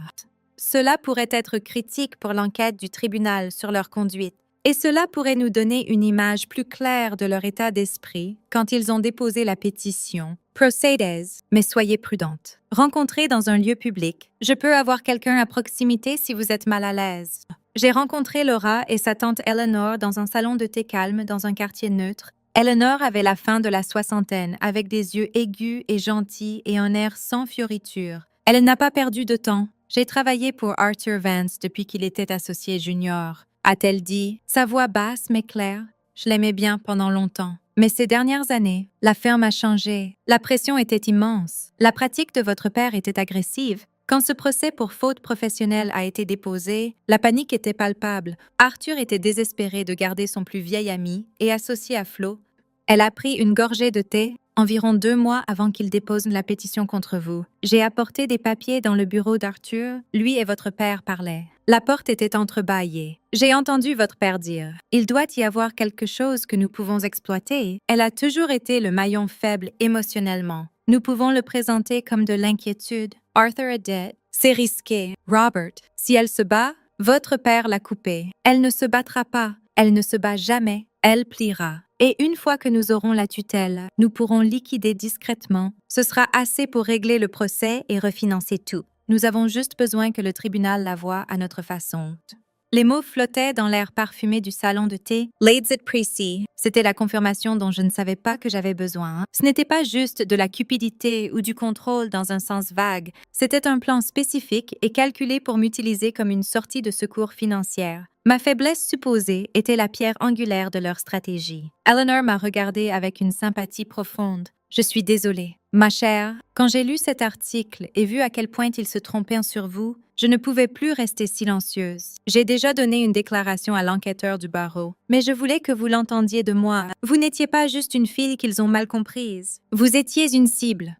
Je l'ai remercié, la gorge serrée. Ces mots étaient un cadeau, une fermeture brutale. Le mystère du pourquoi maintenant était résolu. C'était le procès pour faute professionnelle, l'horloge qui tournait. J'étais le fonds d'urgence qu'il pensait pouvoir accéder avec un marteau judiciaire. La troisième ondulation était la plus surprenante. Elle est venue de mon frère Asher à nouveau. Cette fois, il n'est pas venu à mon appartement. Il a appelé. Alohan, a-t-il dit, sa voix tendue. J'ai creusé dans mes propres finances, les trucs familiaux. Papa m'a fait co-signer sur certaines choses. Des prêts. Je n'ai jamais vraiment regardé les détails. J'ai juste signé où il me disait « Il a laissé échapper un souffle tremblant. Je suis en difficulté. Pas comme eux. Mais c'est un chaos. Et j'ai réalisé que je n'ai aucune idée de comment le gérer. Je n'ai jamais eu à le faire. » L'enfant en or découvrait que son dorure pelait. Révélant un plâtre fragile en dessous, il faisait face aux conséquences de sa propre passivité. Je n'attends rien de toi. S'est-il hâté de dire « Pas d'argent, rien. » Mais comment as-tu appris à faire tout ça? À gérer tout seul? La question était si earnest. Si dépouillée de son arrogance habituelle qu'elle m'a désarmée, il ne demandait pas un sauvetage. Il demandait une carte. Pour la première fois de nos vies, il me voyait non comme une rivale ou une déception, mais comme quelqu'un qui savait quelque chose qu'il ne savait pas. Ça commence par regarder les chiffres. Asher. Ai-je dit, mon ton plus doux que je ne l'avais jamais utilisé avec lui. Tous, même les effrayants. Tu prends un cahier et tu écris tout. Chaque dette, chaque bien, chaque coût mensuel. Tu arrêtes de signer des choses que tu ne comprends pas et tu fais un plan, un pas à la fois. Ce n'est pas de la magie, c'est juste de l'attention. Nous avons parlé pendant 1 heure. Je lui ai donné les noms de quelques conseillers financiers à honoraires seulement réputés. Je lui ai parlé d'outils de budgétisation. Je n'ai pas résolu ses problèmes, mais je lui ai donné les premiers outils pour commencer à les résoudre lui-même. À la fin de l'appel, il était silencieux un moment. « Merci. »« Alohan » a-t-il dit, et cela sonnait vrai. Je suis désolée pour tout. Ce n'était pas une réconciliation dramatique. C'était un pont ténu et fragile jeté sur le gouffre. Il pourrait ne pas tenir. Mais il existait. L'ondulation finale était interne, et la plus profonde de toutes. Avec les batailles externes reculant, j'ai dû faire face au calme dans mes propres murs. L'adrénaline du combat avait masqué un puits profond de chagrin. Pas pour les parents que j'avais, mais pour les parents que je n'avais jamais eus, ceux qui auraient été fiers de ma collection, qui m'auraient aidé à restaurer la Mustang, qui auraient vu ma vie calme comme un triomphe, pas un échec. Cette perte, la perte d'un rêve que j'avais secrètement porté depuis l'enfance, m'a enfin frappée. Je l'ai laissé. Je me suis assise dans mon appartement calme et j'ai pleuré. Pas pour ce qu'ils avaient fait, mais pour ce qu'ils ne pourraient jamais être. Et dans ces pleurs, j'ai trouvé une étrange sorte de purification. Je pleurais un fantôme et, une fois pleuré, il perdait son pouvoir de me hanter. L'espace qu'il laissait derrière n'était pas vide. Il était juste libre. Libre d'être rempli par mes propres choix, mes propres relations, ma propre définition de la famille. Un soir, Madame Gable m'a invitée à dîner. Pas comme patronne, mais comme amie. Sa maison était encombrée et chaude, remplie de chats et de livres et de l'odeur de poulet rôti. Nous avons mangé et parlé de travail, d'histoire, de rien d'important. En partant, elle m'a serré dans ses bras, un geste rapide et féroce. « Tu as bien fait, gamine » a-t-elle murmuré dans mon épaule. Maintenant, va vivre ta vie, et pour l'amour du ciel, amène cette Mustang un jour. Je veux faire un tour. J'ai conduit chez moi cette nuit-là, les lumières de la ville scintillant autour de moi, et j'ai réalisé que les ondulations n'étaient pas juste des perturbations. Elles étaient le monde se réarrangeant autour du nouveau fait solide de moi. Je n'étais plus la fille invisible, la victime silencieuse. J'étais une personne avec une réputation, un statut professionnel, une histoire familiale compliquée et une paix durement gagnée. Les ondulations continueraient, mais maintenant j'étais la pierre au centre. J'étais stable, j'étais là, et je commençais juste à comprendre ce que cela signifiait. La paix, j'ai découvert, n'était pas un état passif. C'était quelque chose que l'on construisait comme une maison. Avec les décombres des anciennes batailles évacuées, j'avais enfin l'espace et le calme pour poser une nouvelle fondation. Pas pour la défense, mais pour une vie vraiment mienne. La première brique était ma maison. Pendant 5 ans, mon appartement avait été un sanctuaire, mais il portait aussi les marques subtiles d'une forteresse, un lieu pour se retirer du monde. J'ai décidé de changer cela. Rien de drastique. Je ne l'ai pas vendu pour déménager.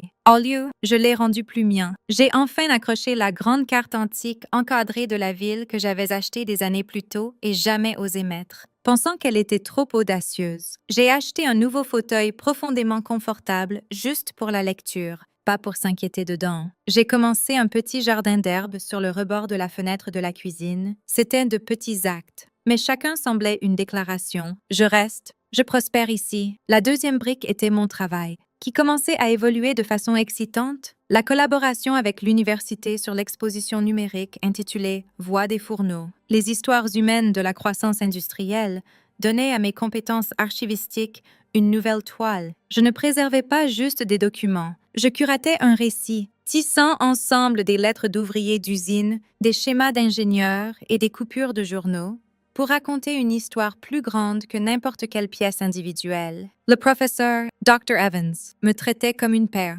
Votre œil pour les tissus connectifs est exceptionnel. Alohan, a-t-il dit lors d'une de nos sessions de planification, c'était une validation différente, pure et professionnelle. Et cela signifiait plus que n'importe quelle louange familiale forcée ne l'aurait pu. La troisième et la plus inattendue brique était la communauté. L'article et la notoriété de l'affaire judiciaire avaient un effet étrange. Les gens à la société historique, des volontaires avec qui j'avais travaillé pendant des années, ont commencé à me parler différemment, non avec pitié ou ragot, mais avec un nouveau respect. Quelques-uns m'ont même confié leur propre lutte familiale. Je suis devenue, d'une petite façon, une personne que les autres voyaient comme forte. C'était un rôle que je n'avais jamais imaginé pour moi. Mais j'ai trouvé que je ne m'en rétractais pas. J'écoutais. Je n'avais pas toujours de réponse. Mais je pouvais offrir une oreille tranquille et compréhensive. En donnant cela, j'ai trouvé que je me sentais moins seule. Puis il y avait Asher. Notre pont tenait. Il a suivi mon conseil, engagé un des conseillers financiers que j'avais recommandé, et commencé le processus lent et douloureux de se démêler du navire coulant de mes parents.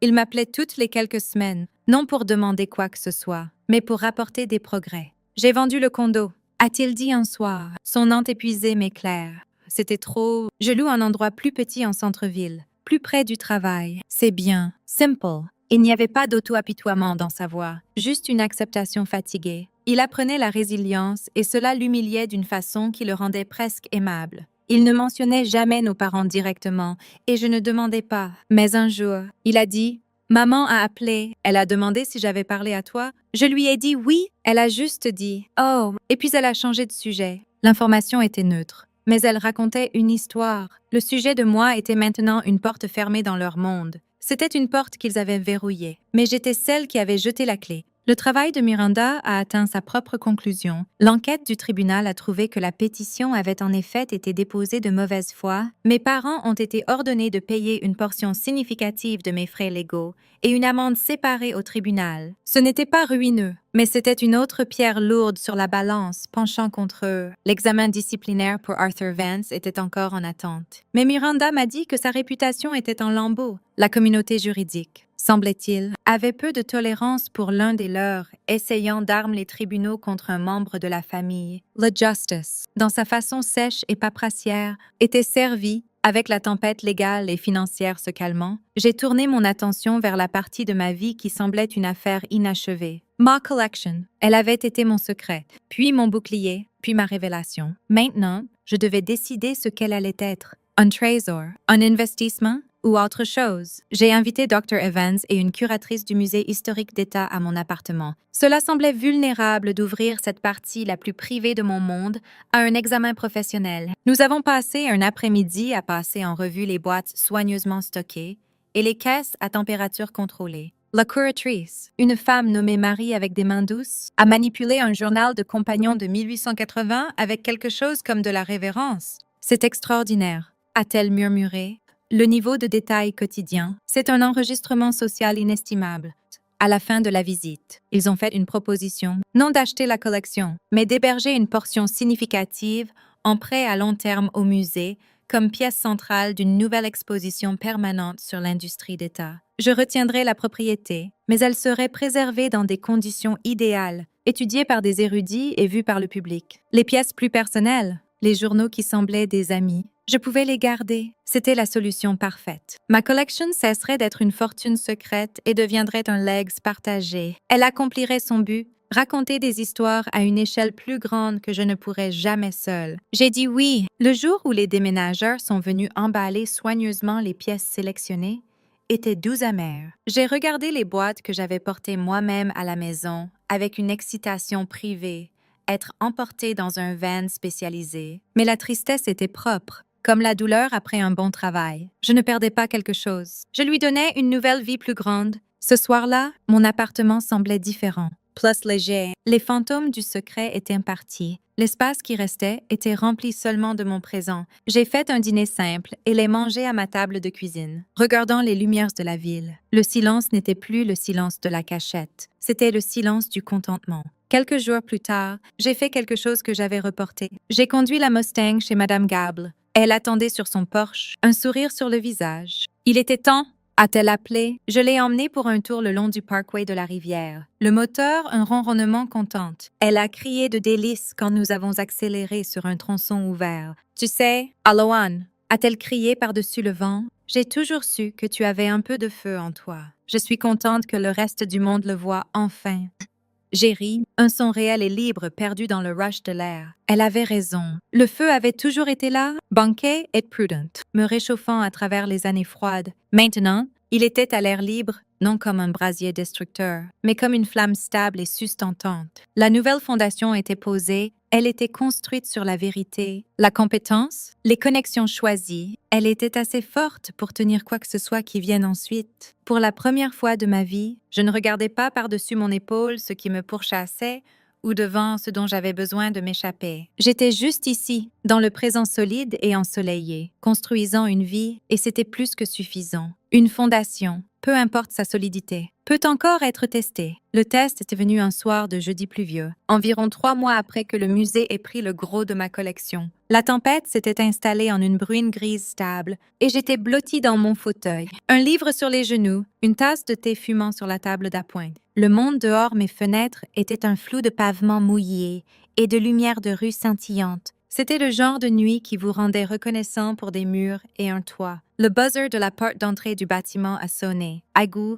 et intrusif dans le calme. J'ai froncé les sourcils. Je n'attendais personne. Madame Gable aurait appelé. Asher textait. J'ai posé mon livre et me suis dirigée vers l'intercom. Oui. Pas de réponse au début. Juste le son creux de la pluie. Puis une voix tendue et vaguement familière. Alohan. C'est ta mère. Les mots n'ont pas computé pendant 1 seconde. Ma mère ici, à mon bâtiment, sous la pluie. Un engourdissement froid s'est répandu de ma poitrine vers l'extérieur. Je suis restée figée, mon doigt planant sur le bouton parlotte. S'il te plaît. Sa voix est venue à nouveau, minuscule à travers le haut-parleur. Elle sonnait mince, effacée. Je dois juste te parler. 5 minutes.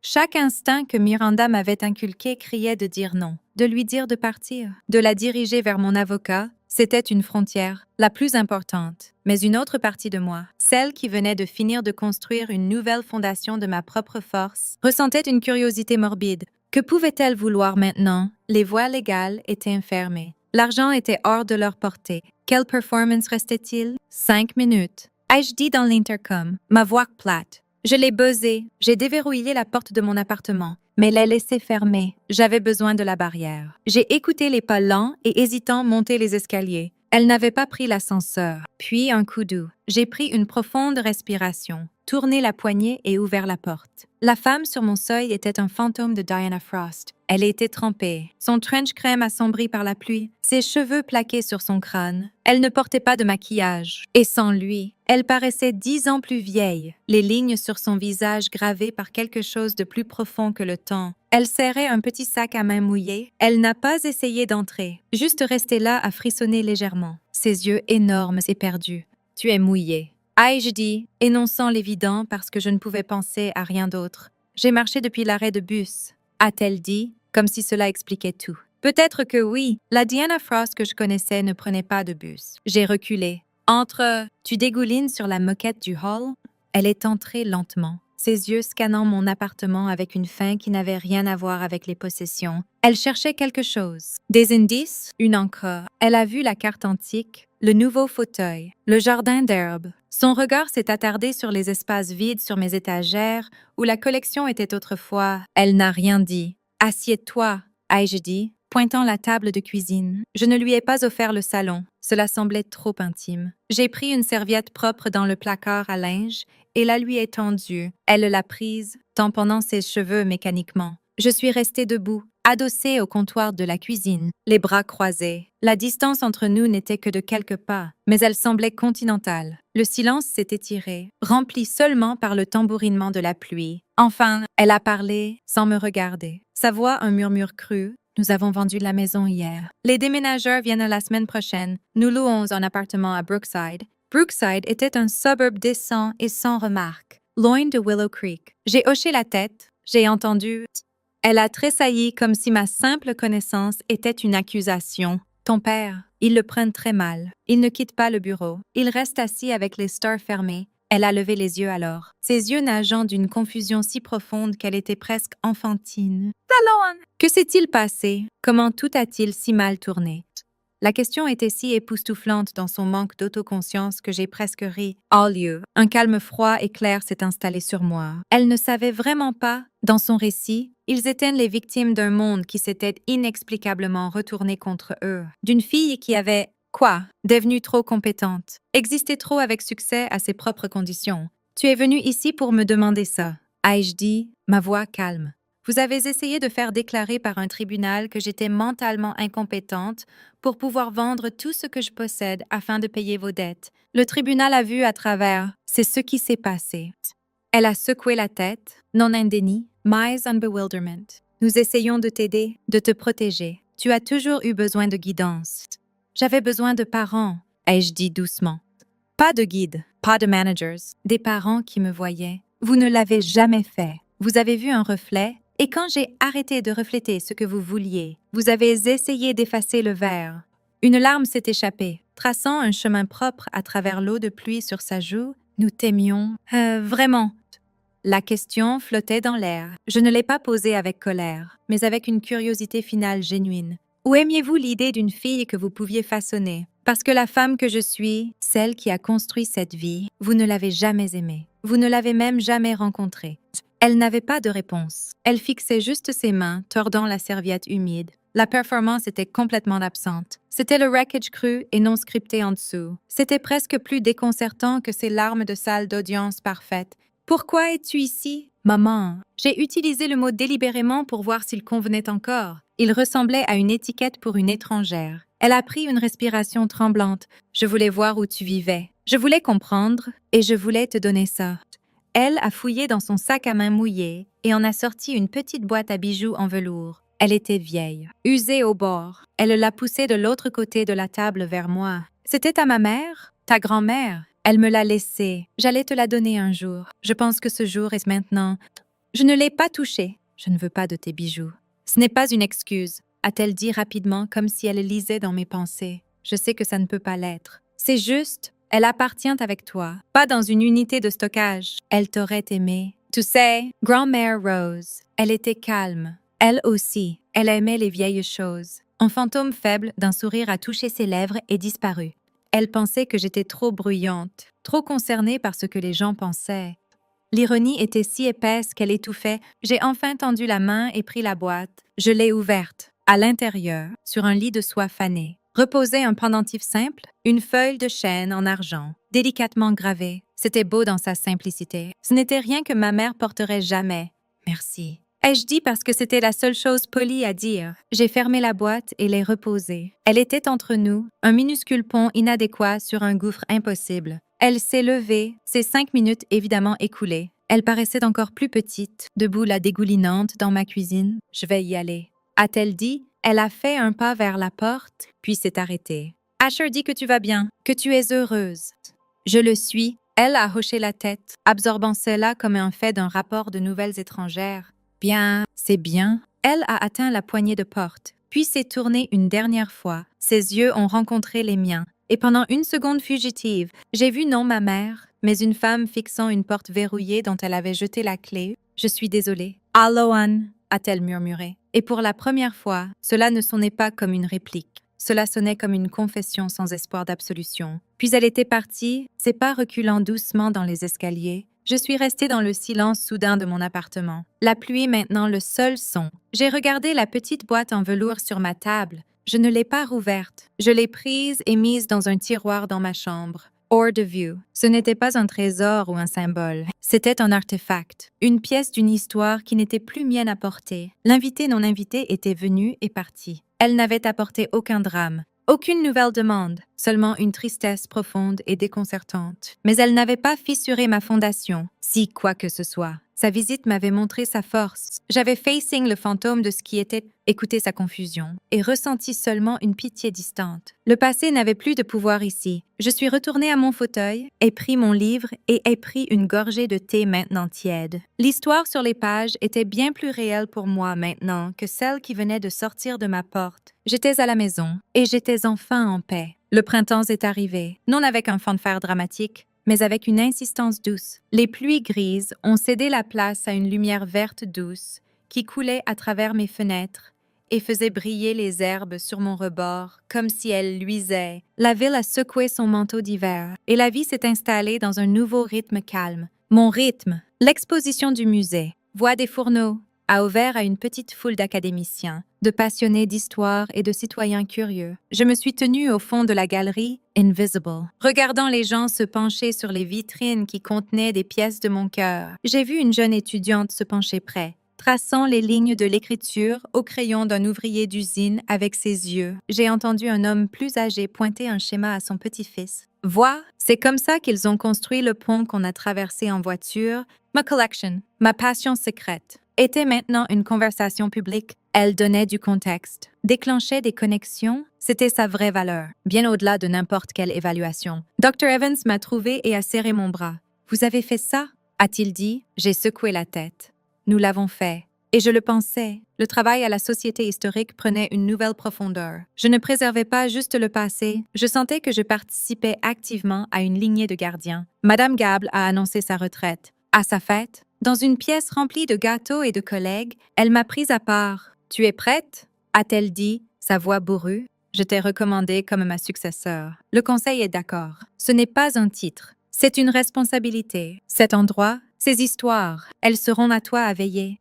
L'offre n'était pas une surprise, mais son poids était profond. Ce n'était pas une promotion qu'il me donnait. C'était une confiance sacrée. J'ai accepté. Asher et moi nous rencontrions pour un café une fois par mois. Nos conversations étaient encore un peu guindées, naviguant le territoire inconnu d'une relation fraternelle construite sur autre chose que la comparaison parentale. Il parlait de budgétisation, d'une femme qu'il fréquentait qui n'était rien comme les autres, du soulagement étrange de vivre dans ses moyens. Il ne mentionnait jamais nos parents et je ne demandais pas. Nous construisions quelque chose de nouveau. Pièce par pièce fragile, les sanctions légales contre mes parents ont été finalisées. Le coût financier combiné à la vente de leur maison a forcé le changement majeur de mode de vie que Miranda avait prédit. J'ai entendu par des canaux distants que mon père avait pris une retraite anticipée de la firme. Le procès pour faute professionnelle a été réglé discrètement. Drainant ce qui restait de leurs ressources, ils étaient des fantômes dans un nouvel appartement à Brookside, vivant une vie d'obscurité calme. Le monde sur lequel ils avaient construit leur identité s'était évaporé. Je ne ressentais aucun triomphe en cela, seulement une reconnaissance solennelle de cause et effet. Ils avaient choisi un chemin de contrôle et d'image. Et quand l'image s'était brisée, il ne restait rien de solide en dessous. Un samedi, j'ai pris la Mustang pour un long trajet, les fenêtres baissées, l'odeur de la terre en fleurs ruchant dedans. J'ai conduit sans destination, suivant juste la sensation de la route. J'ai fini à un point de vue sur la vallée de la rivière. J'ai éteint le moteur et juste assise, écoutant les oiseaux et le bourdonnement distant de la ville. J'ai pensé à la longue route sinueuse de la fille, se cachant dans le placard, à la femme assise ici dans une voiture qu'elle avait restaurée, surplombant un vista de son propre choix. La mesure d'une vie n'est pas dans les batailles que vous gagnez, mais dans la paix que vous construisez après que le bruit s'estompe. Ce n'est pas dans la fortune que vous amassez, mais dans le sens que vous en créez. Ce n'est pas dans la famille dans laquelle vous êtes né, mais dans les connexions que vous choisissez de nourrir et celles que vous choisissez de relâcher avec grâce. Ma vie était mesurée dans l'ordre calme de mes archives, dans le ronronnement du moteur de ma voiture, dans le silence pensif d'un café avec mon frère. Elle était mesurée dans le courage qu'il fallait pour dire non à une vie qui n'était pas mienne, et le plus grand courage pour dire oui à en construire une qui l'était. Elle était mesurée dans la force pour facing une salle d'audience, et la force encore plus grande pour facing un appartement vide ensuite et ne pas se sentir seule. J'étais allée dans cette salle d'audience craignant d'avoir à prouver que je n'étais pas la créature fragile qu'il prétendait. J'en étais sortie ayant prouvé que j'étais quelque chose de bien plus puissant, une personne entière. La liste de l'huissier n'était pas juste un inventaire de biens. C'était un inventaire de ma résilience, de ma patience, de ma joie secrète. Chaque article était un silencieux « je peux ». Et quand le juge a abattu son marteau, ce n'était pas juste une affaire se fermant, c'était une porte s'ouvrant sur le reste de ma vie. Si vous regardez ceci, peut-être avez-vous eu votre propre version de cette salle d'audience. Peut-être que ce n'était pas un juge et un huissier, mais un dîner familial, une relation, un lieu de travail où des gens essayaient de vous dire qui vous étiez, ce que vous valiez, ce que vous ne pouviez pas gérer. Peut-être qu'ils utilisaient des mots comme inquiétude ou praticité, ou pour votre bien pour construire des murs autour de vous. Mon histoire est juste un rappel. Vous êtes le seul évaluateur de votre propre vie. Votre valeur n'est pas déterminée par les gens qui vous sous-estiment. Votre force n'est pas définie par les batailles qu'ils vous forcent à mener, mais par la paix que vous construisez quand vous gagnez votre liberté. Parfois, partir est le premier pas. Parfois, tenir bon est le seul pas. Et parfois, la plus douce revanche n'est pas la vengeance du tout, c'est une vie bien vécue, tranquillement sur vos propres termes inébranlables. Si cette histoire a résonné avec vous, si vous avez déjà dû vous battre pour être vu pour qui vous êtes vraiment, j'aimerais en entendre parler. Laissez un commentaire ci-dessous et dites-moi d'où vous regardez. Votre histoire compte. Si vous avez trouvé de la force ici, appuyez sur ce bouton like et partagez ceci avec quelqu'un qui pourrait avoir besoin d'un rappel de son propre pouvoir. Et si vous voulez rejoindre cette communauté de gens apprenant à construire leur propre fondation, abonnez-vous. Merci de regarder. Souvenez-vous, la liste la plus importante que vous aurez jamais est celle que vous écrivez pour vous-même. La liste de toutes les choses que vous êtes et de toutes les choses dont vous êtes capable de devenir. Allez l'écrire.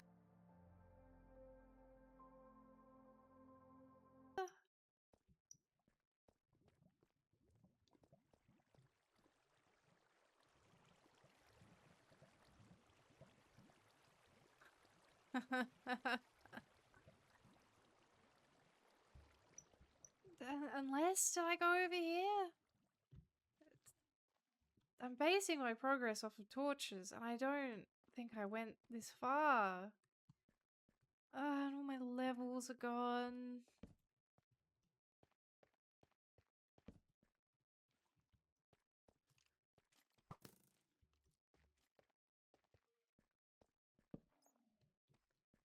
Look in the goop.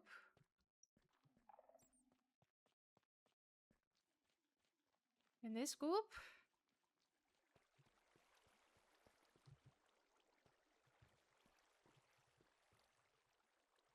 I think.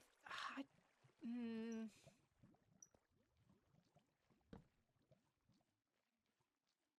Yeah. Yeah. Haha. Yeah. Dios freaking mio.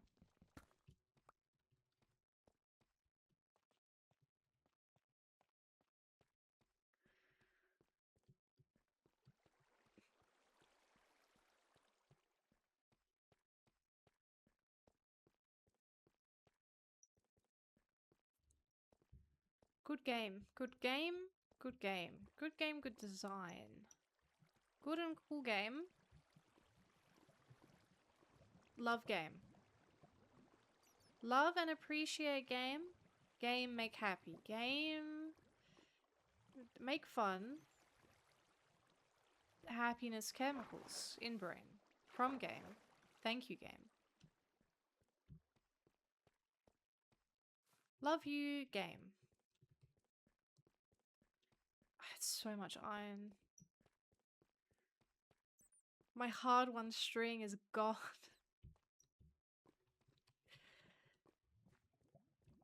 Oh, game adventure.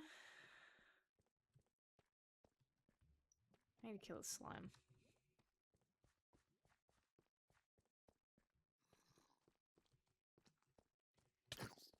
Fuck you, baby.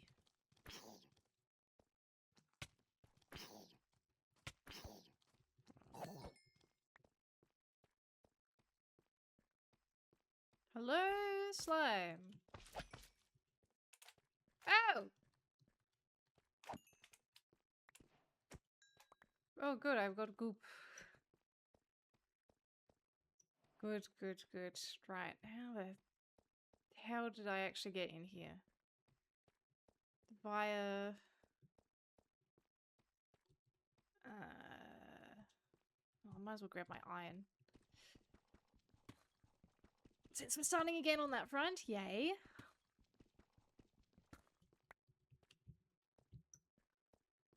Is it through here? This seems likely.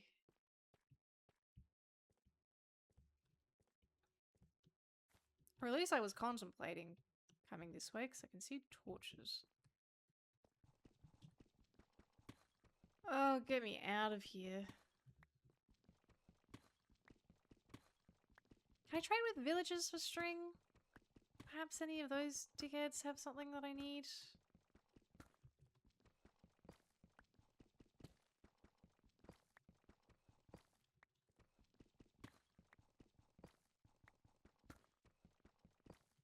Thank God I didn't make the literally insane decision to play on hardcore.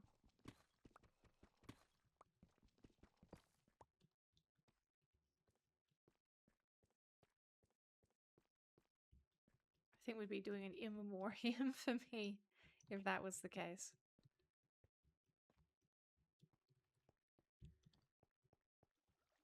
I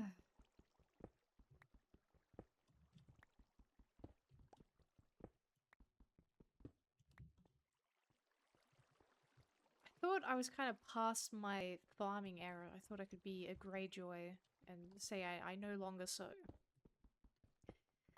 But with the loss of all our bread, no such luck. We do in fact so.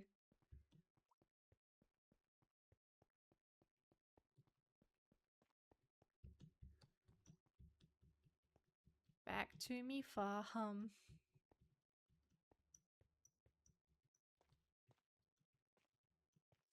Stupid freaking Minecraft caves don't even let me jump up when I want to.